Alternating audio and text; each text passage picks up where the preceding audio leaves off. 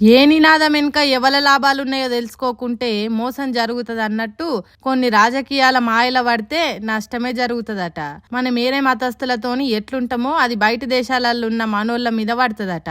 ఏం తక్కువ 3.5 కోట్ల మంది బయట దేశాలలో బతుకుతున్నారు. 90 లక్షల మంది గల్ఫ్ దేశాలు ఉన్నారు. 13 లక్షల మంది ఫారెన్ దేశాలలో చదువుకుంటున్నారు. అంతమంది నాగం చేసేటట్టు ఉండొద్దు మన మాటలు అంటున్నారు. ఏరే మతాల జనం మీద ద్వేషం ఉన్నట్టు కొందరిని రెచ్చగొట్టినట్టు చేస్తే అక్కడ మనోళ్లకు తిప్పల తీసుకొచ్చిన వాళ్ళం అయితమట.